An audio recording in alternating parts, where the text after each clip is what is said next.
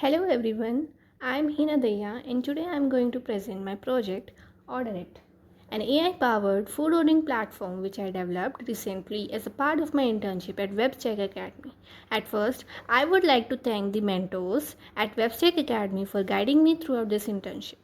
This project was not just about writing code, it was made step by step and it actually helped me understand how a complete Munstack application works in a real world scenario. So, what exactly OrderIt is? By now, you must have got an idea. If not, don't worry. Let me introduce you to OrderIt, an AI powered food ordering platform. Basically, OrderIt is a full stack web application developed using Munstack that allows users to browse restaurants, explore menus, add food items to their cart, order food, and make online payments. Unlike a traditional food ordering platform, it integrates AI to automatically generate food descriptions and also summarize the customer reviews, helping users make better decisions so that they don't need to spend a lot of time reading the dozens of comments from other customers to decide whether to order or not. Now let's talk about the technologies and tools used in this project. This project is built using the MERN stack. On the front end, we worked with React.js to build a responsive and interactive user interface. The back end is developed using Node.js and Express.js, which expose REST APIs for the communication between the front end and the database. For storage, we use MongoDB, where all the restaurants, food items, menus, users, orders, and reviews are stored. If I talk about authentication part, it is implemented using JWT, providing users a secure login and role-based access for users and administrators. For online payments, we integrated the Stripe payment gateway and the AI features are powered by Groq AI API with the Llama 3.1 model which generates the food description and also summarizes the restaurant reviews. The technical skills and development experience I got in this internship was completely insane. One thing I really liked about this project was that it was not just limited to the front end, back end, or the MongoDB, managing the database there, but it actually covered the complete development process that it takes to be a good developer. Through this project, I gained hands on experience in full stack web development, specifically focusing on creating and consuming APIs and managing data stored in MongoDB.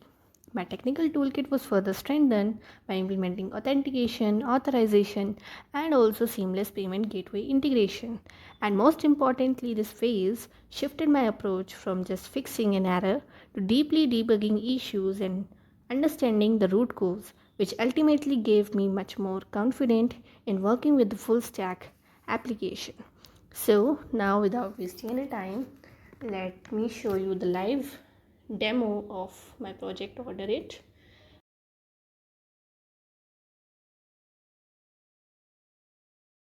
So this is the home page of OrderIt web application. Here you can see the logo of OrderIt. On home page you can browse from the different restaurants that are available with the ratings and the reviews provided by the different customers and along with the address of the restaurant. Here we have Empire Restaurant, Meghna's Biryani, Haldiram's, Mani's Dum Biryani, KFC, Imperial Restaurant, Dom Sweets and the others. Here on the home page we also have a search functionality that is enabled for the users where the users can quickly find the restaurant. Say here search your favorite restaurant. For example, I will look for KFC. See, it's returning KFC. Now let's quickly go to the VS Code. Let me show you the code for it. Here in backend we have controllers where we have a file named restaurant controller. So this restaurant controller fetches all the restaurants from MongoDB, their data, and sends it to the front end through an API request. On the front end, the React receives this data using Axios and displays it dynamically. Now if you want to see the menu for any restaurant, let's see, I want to see the menu for Haldiram's, so I can just simply click on the image of the restaurant. For example, here for Empire Restaurant, I want to see the menu. I will simply click on the image and after that The users can browse the different food categories. For example, here we have the starter and the main course. Here we have the different food item categories and food items from where the customer can choose, the user can choose from. Each item, you can see each item has an image, its name, the description, its price and availability. From here we can just directly add the food items to the cart by clicking this button. The front end fetches this data through the backend APIs through the MongoDB. Now let's see the cart and checkout functionalities. After selecting the food items, okay, so I will go to the Haldirams. From here I will select the food items because this is my favorite. Okay, so I have charts. I will add say dahi papdi chaat. See, what I have to do, I just have to click on this button, and as soon as I click this button, this cart count increases by 1. Okay, then I will dahi vada, and who can miss pani puri, for sure will add it. So I have added 3 items to the cart. Let me go to the cart. This is the cart. It's showing your cart. Total items I have added is 3. Restaurant name it is showing, that is Haldiram, and I have added 3 items here. For example, let me add, I can just increase the quantity from here by clicking this add button. Say pani puri, I am increasing the quantity for it. Simply by clicking this add button I can increase it, and it's getting increases. So I just want to show it. If I want to delete any item, I can use this delete button and it will get deleted from the cart. For example, let's delete this dahi papdi chaat from here. See, you can see item removed from the cart. So now here we can see the order summary also. It is showing subtotal 2 units and the total amount to be paid is 199 rupees. So now let's see the functionality here. After confirming the order, user proceed to this secure the payment through Stripe. Let's see it here. I will click this checkout button and it will go to the Stripe payment page. See here, it is showing I have to pay 254 rupees, 2 items, subtotal shipping it is adding 55 rupees, so the total due I have to pay is 254 rupees. Here it is showing the email that is of my account, then I have to write the full name. Suppose I will use Tia. See, by default it get added because I have done it earlier. So it is here we have to write the address, here the city, then the code, then the number. Here I have to write the card information. So for testing we write 4242. Then CVC I am giving 467. Then I have to, what information I have not added, say state in Khaini. State is Karnataka. Now I can just pay it. See, now the payment is successful and it's saying order placed successfully. Now we can see the orders from here. Go to orders.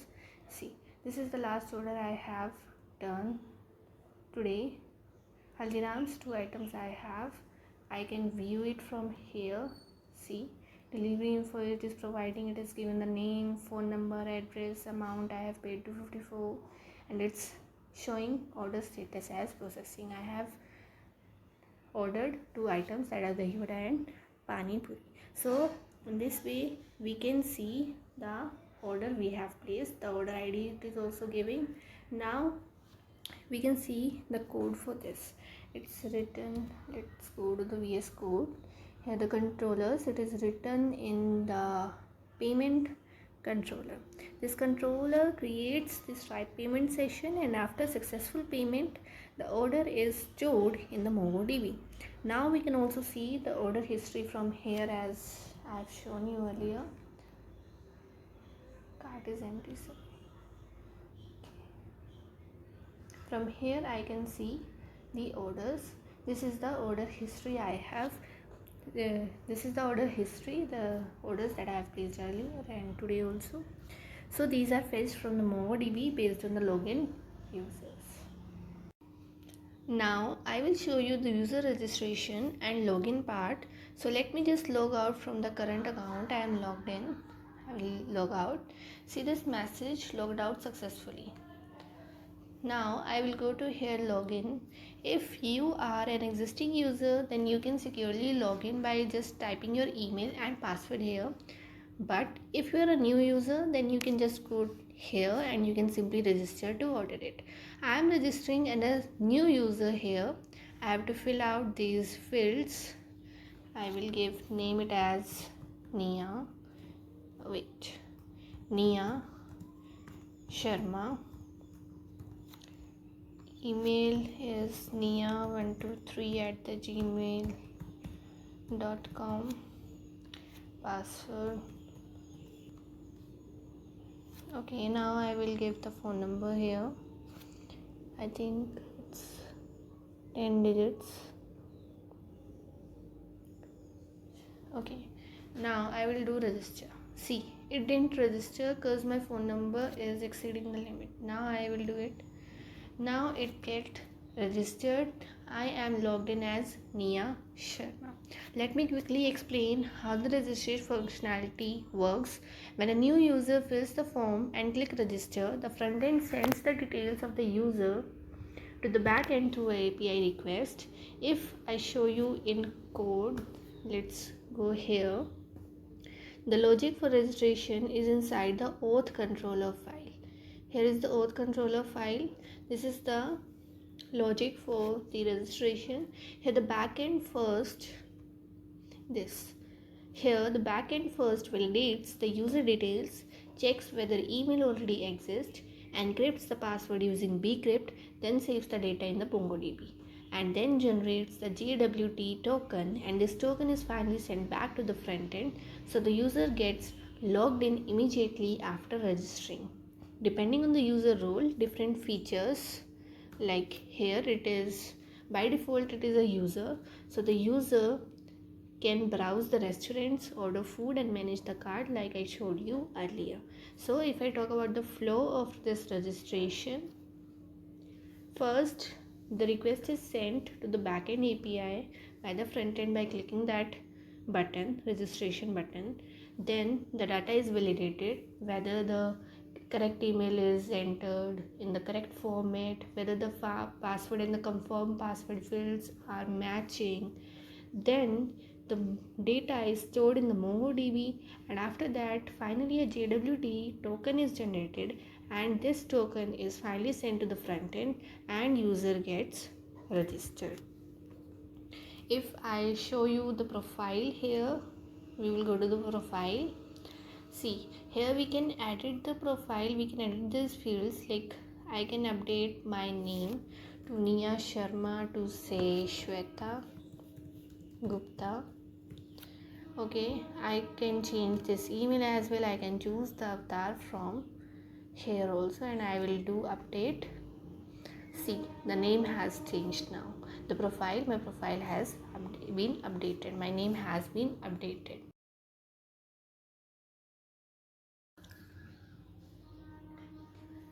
And now I will switch to the admin side to show what all an admin can do.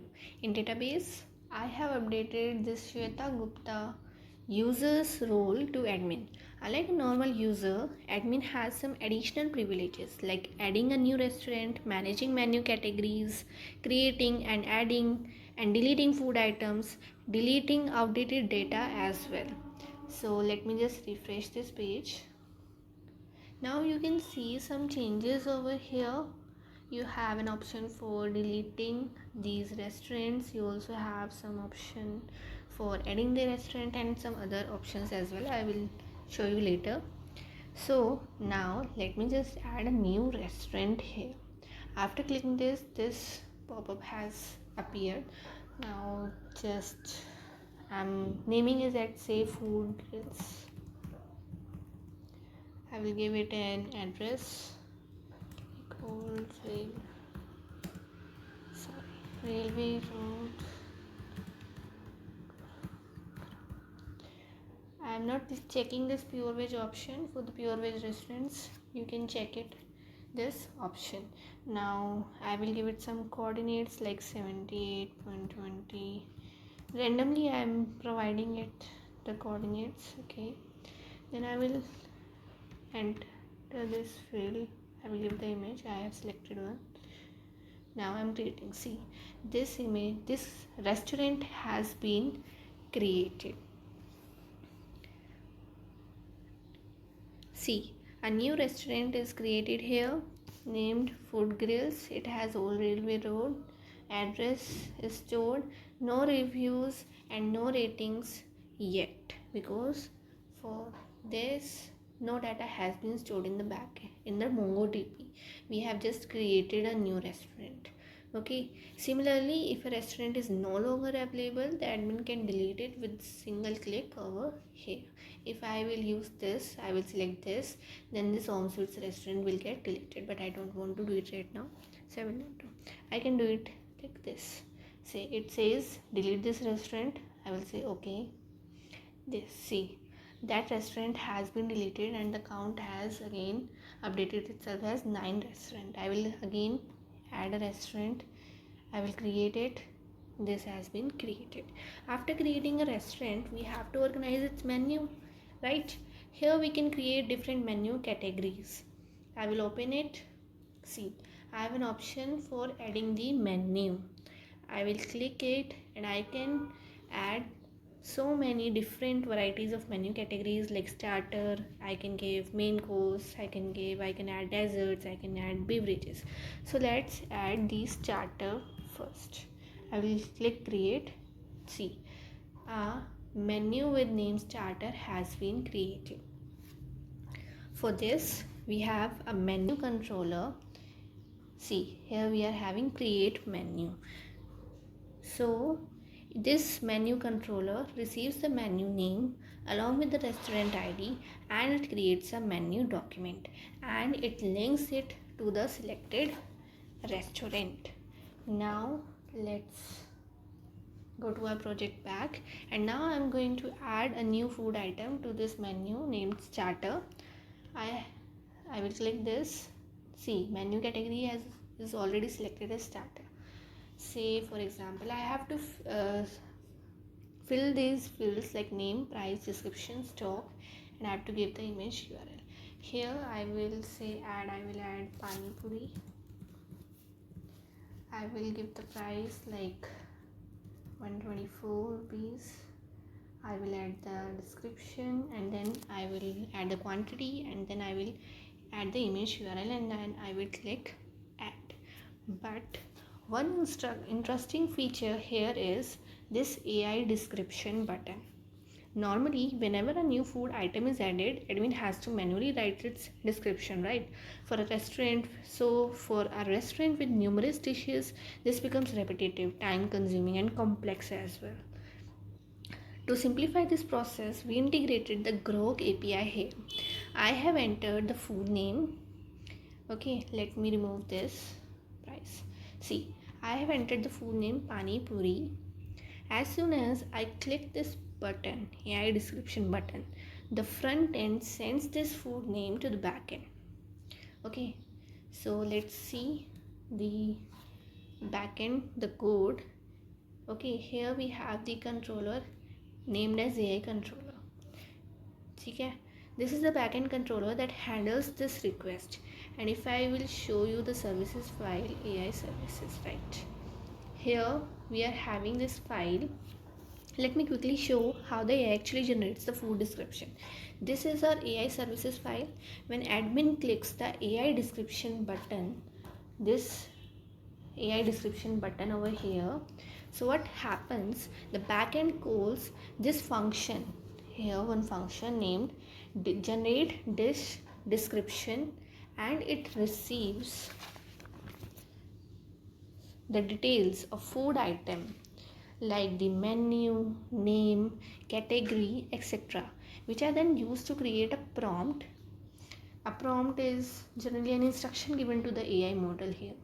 After the prompt is ready, we send it to the Groq API, where we have this Llama 3.18p instant model we have used. Once the response is generated, it's sent back to the front end, and finally we see the AI description for a food item. Let me show you here. I have written the full name. I will click the AI description. It is not working because I have to fill this price button.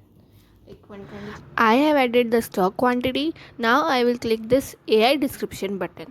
When I click this AI description button, the AI description has been generated for Pani Puri. Now I will click the add button, and this food item will be added to the starter food menu category. See here, it has been added.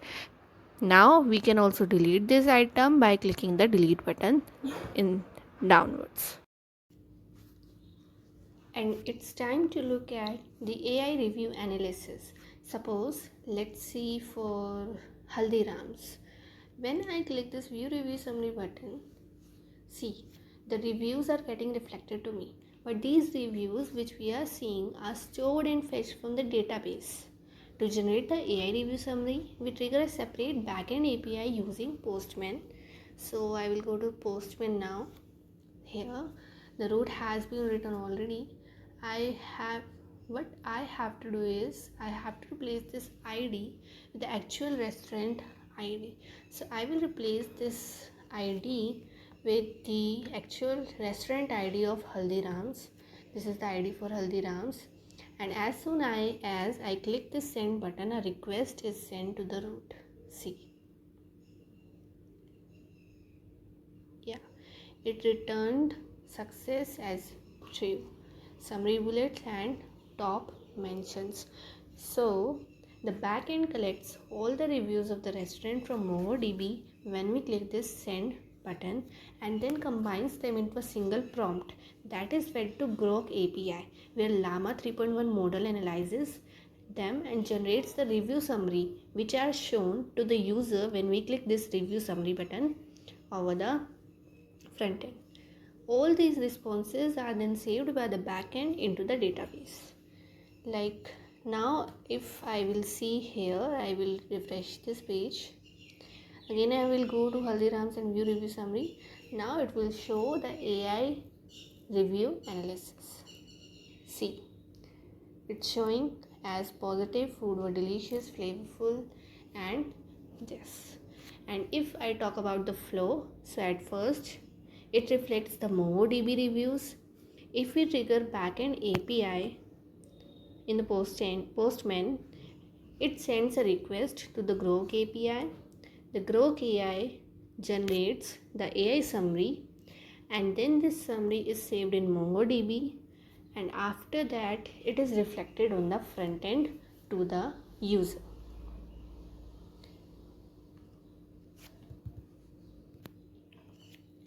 Now let's just see for some other restaurant as well. One more. Let's see for KFC. Okay, now I am clicking this view review summary button. Here it is reflecting the reviews that are saved in the MongoDB. Customers like the food, fast services, good value for money, hash food, hash fries, hash services. Now let's go to the Postman again. It happened, yeah. Here I am changing or updating this ID with KFC ID. Here it is. Now I will click this send button. It will send a request to the root. The backend collect the review from the restaurant from MongoDB, combine them, give it to the Groq API. Groq API generates the review summary, and then it is stored in the MongoDB and reflected to the user. I will click send. It returned success true. Now I will go to my website. See, here I have to reload it. First it is showing customers like the food, fast services. Now when I will refresh it, go to KFC, see, here now it is showing the AI review analysis, the summary of the reviews that are made by the previous customers, so that the new customers are able to minimize their time. They don't have to read the dozens of comments. They get a short summary. Like here we have review summary mixed. Food quality was inconsistent with some dishes. Presentation and service were often praised, but some reviewers experienced long waiting times for cold food. And Raj Kachori. So this was the complete demo of my project OrderIt. Although the application already includes all the major food ordering features, there are still many improvements that can be added. One feature that I personally want to implement is live order tracking, where users can track their order location in real time. Apart from that, I will also work on features like restaurant recommendations, wish list, notifications on registered email, and an analytics dashboard can also be added in future. So, to conclude, this project helped me understand what goes into building a complete full stack web application. I transitioned from building simple websites to understanding the full software development lifecycle in a production environment. Beyond technical tasks, I learned the importance of organizing project files properly, mapping application flow, and managing dependencies between different modules to solve real world integration problems. I developed a resilient professional mindset, specifically learning how to stay calm and persistent when your code fails due to complex errors, and debugging is now a core part of my practice. Once again, I would like to sincerely thank all the mentors at WebStack Academy for their continuous guidance and the support throughout this internship. It has been a really valuable experience for me. Thank you.